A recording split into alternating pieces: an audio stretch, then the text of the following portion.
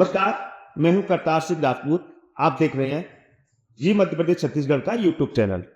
हम लगातार ऐसे मुद्दों को लेकर आते हैं जो कहीं ना कहीं आपसे जुड़ा हुआ हो, जिससे आप प्रभावित हो रहे हैं। आज हम चर्चा करने वाले हैं ग्वालियर कोर्ट के एक आदेश की।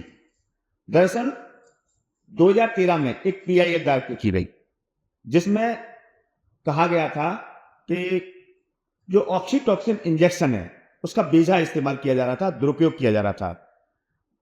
जिस इंजेक्शन का जगह जगह उसकी उपलब्धता थी, जो पान की दुकान हो, परचून की दुकान हो, चाय वाली की दुकान हो, हर जगह वो उपलब्ध था। लेकिन 2013 में जब एक जनहित याचिका दायर की गई, उसके बाद में भी डायरेक्शन जारी हुए और इसको कहा गया कि ये डॉक्टरी प्रिस्क्रिप्शन के आधार पर ही दिया जाए, जनरली कहीं मिले नहीं। उस समय सख्ती की गई तो इसका इस्तेमाल में कुछ कम हो गया, लेकिन कुछ समय के बाद में वह सब धरा का धरा रह गया। और ये फिर से ऑक्सीटॉसिन इंजेक्शन है, जो कि जिसका दुरुपयोग किस तरीके से किया जा रहा है ये आपको पता होना बेहद ही जरूरी है, क्योंकि हमारे स्वास्थ्य से जुड़ा हुआ मामला है। हम घरों में सब्जियां लाते हैं, फल लाते हैं, तमाम दुग्ध पदार्थ की चीजें लाते हैं।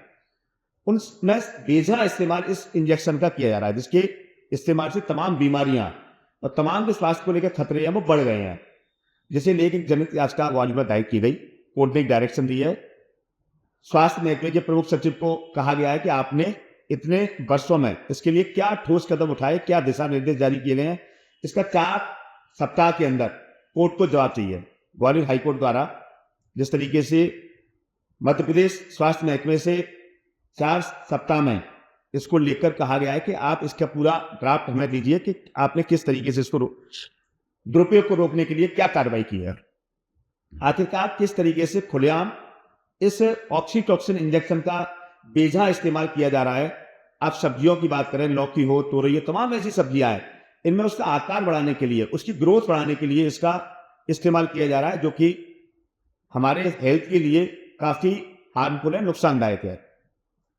कई दुग्ध उत्पादक है वो इसका बेजा इस्तेमाल कर रहे हैं, जिससे भैंस में लगा देते हैं तो दूध बढ़ जाता है, लेकिन उसका दुष्परिणाम लगातार हमें देखने को मिल रहे हैं। किस तरीके से नई नई बीमारियां हैं वो बढ़ रही हैं, बीमारियों के खतरे जिस तरीके से लोगों को ज्यादा बढ़ रहे हैं, तो उसका कहीं ना कहीं ये मिलावट और ये जो गलत दवाइयां हैं उनका बेजा इस्तेमाल से उनका जो दुष्प्रभाव है वो हमारे और आपके ऊपर दिखाई दे रहा है। लेकिन अब देखना होगा किस तरीके से ग्वालियर हाईकोर्ट द्वारा एक जनहित याचिका में, जो अवधेश प्रताप सिंह भदौरिया एडवोकेट ग्वालियर हैं, उनके द्वारा पीआईएल दाखिल की गई। उसके बाद अब 4 सप्ताह के बाद मध्य प्रदेश स्वास्थ्य महकमा क्या जवाब देता है, वह अब देखना है कि आखिरकार हमारे स्वास्थ्य से जुड़ा हुआ जो मामला है उसको लेकर सरकार कितना संजीदा है और किस तरीके से इसके परिपालन में, किस तरीके से इसका ड्राफ्ट तैयार करती है और क्या जवाब वो प्रस्तुत करती है।